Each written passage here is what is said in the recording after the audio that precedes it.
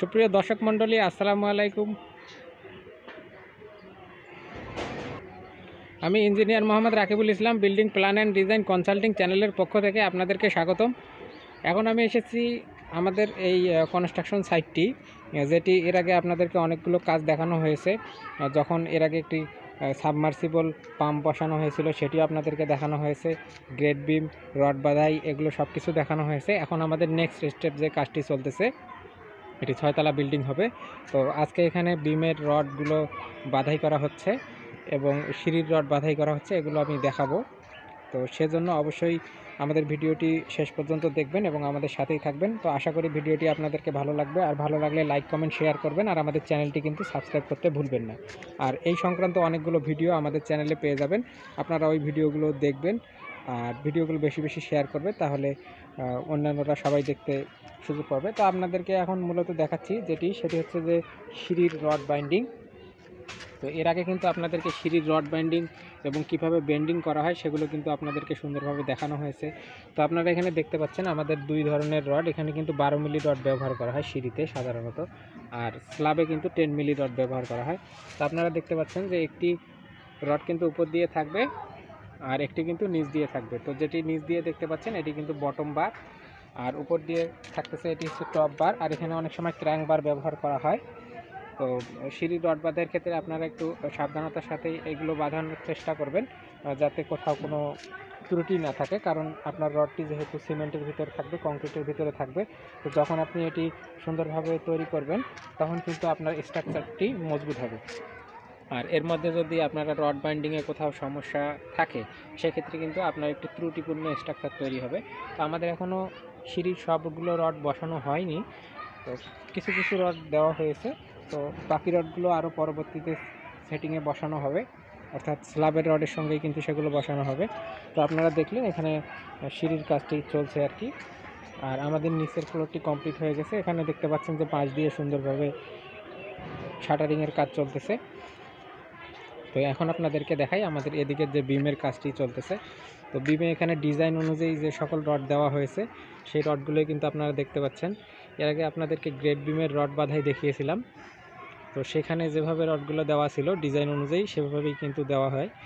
আর আপনারা এখন দেখতে পাচ্ছেন এটা হচ্ছে আমাদের সিঁড়ির সঙ্গে যে বিমটি আছে সেই বিমের কিন্তু রড, আর এটা হচ্ছে এক্সট্রা বটম বার, অর্থাৎ আমাদের নিচে যে বটম বারগুলো ডিজাইন করে দেওয়া হয় সেগুলো কিন্তু এখানে দেওয়া হয়েছে। তো আপনারা দেখতে পাচ্ছেন মনে হয় এটি 20 মিলি রড,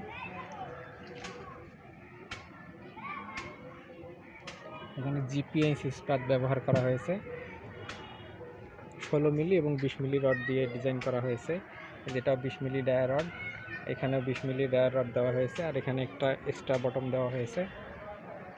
তো আপনারা এইভাবে দেখতে পারেন বিমের ভিতর থেকে সুন্দরভাবে দেখা যাবে যে বিমটি আসলে সোজা হয়েছে কিনা।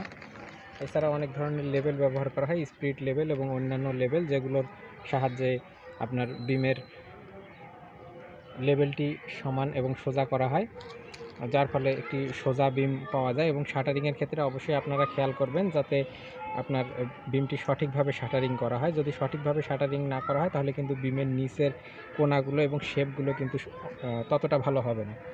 তো আপনারা দেখতে পাচ্ছেন আমাদের এদিকের রডগুলো আসলে দেওয়া হয়েছে, এখানে রড বাঁধাই করা হয়েছে।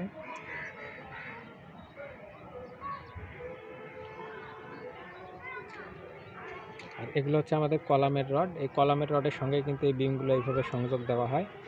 অর্থাৎ আপনারা দেখতে পাচ্ছেন এখানে আরও কিছু বাঁধাই আসবে এবং ক্ষেত্র বিশেষে অনেক সময় ওয়েল্ডিং করা হয়, যেগুলো একটু বড় বড় স্ট্রাকচার বা একটু বড় সাইজের বিল্ডিং সেগুলোতে কিন্তু আপনারা দেখতে পারেন যে সেখানে ওয়েল্ডিং করা হয়।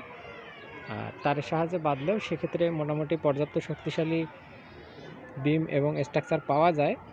এর জন্য কিন্তু অবশ্যই আপনাকে যত্ন সহকারে এই কাজগুলো করতে হবে। দেখা যাবে যে আপনার এখানে যে স্পেসিং আছে, সেন্টার টু সেন্টার ডিস্টেন্স, এই ডিস্টেন্সটা কিন্তু অবশ্যই সমান রাখতে হবে। যদি আপনার এগুলো কম থাকে তাহলে কিন্তু সেক্ষেত্রে আপনার এই বিমটি কিন্তু সঠিক লোড নেবে না। তো যখন সঠিক লোড নেবে না তখন কিন্তু দেখা যাবে আপনার স্ট্রাকচার অনেক সময় ভেঙে আবার নতুন করে তৈরি করা লাগতে পারে। আপনারা দেখতে পাচ্ছেন আমাদের বিমটি মোটামুটি সুন্দরভাবে তৈরি হয়েছে। আর এখানে যখন ফাইনাল সেটিং হবে, অর্থাৎ আমাদের ফাইনাল শাটারিং হবে, সেক্ষেত্রে কিন্তু আবার কভারিংগুলো দেখা হবে যে কভারিংগুলো ঠিক আছে কিনা, এই সাইডে যেমন লেগে গেছে, এখানে কিন্তু ব্লক ব্যবহার করা হবে। যেমন আপনারা দেখতে পাচ্ছেন নিচে কিন্তু একটি 1.5 ইঞ্চি কভারিং ব্লক ব্যবহার করা হয়েছে। আর ঢালাইয়ের ক্ষেত্রে আপনারা দেখবেন যাতে ব্লকগুলো সঠিক জায়গায় থাকে এবং সঠিকভাবে সেই ব্লকগুলো দেওয়া হয়। যদি সঠিকভাবে ব্লক না থাকে তাহলে দেখা যায় আপনার বিমটি একদিকে চেপে গিয়ে সেক্ষেত্রে কিন্তু আপনার ক্লিয়ার কভারিং কম হবে। আর ক্লিয়ার কভারিং কম হলে কি সমস্যা হয় এই সংক্রান্ত ভিডিও কিন্তু আমাদের চ্যানেলে আছে। দেখা যায় যে আপনার সেই ঢালাইটি বা কংক্রিটটি ধসে পড়ে বা সেই কংক্রিটের অংশটি উঠে গিয়ে তারপরে কিন্তু আপনার খুব সহজেই কিন্তু রডে মরিচা পড়বে। তো এর জন্য অবশ্যই আপনারা ক্লিয়ার কভারিং সঠিকভাবে দিবেন।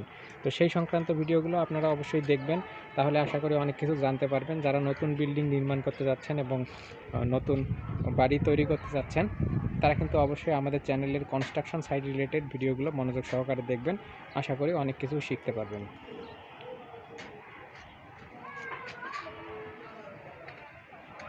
তো দর্শক মণ্ডলী, এই হচ্ছে আমাদের এদিকের বিমের অবস্থা। এর পরবর্তীতে আমি আপনাদেরকে ছাদে উঠে দেখাবো যে বিমগুলো আসলে কিভাবে সেখানে সাজানো হয়েছে। তো আশা করি আমাদের এই ভিডিও থেকেও আপনারা অনেক কিছু জানতে পারলেন। আর পরবর্তী ভিডিও দেখার জন্য আমাদের সঙ্গেই থাকুন। আমাদের ভিডিওটি দেখার জন্য আপনাদেরকে অসংখ্য ধন্যবাদ।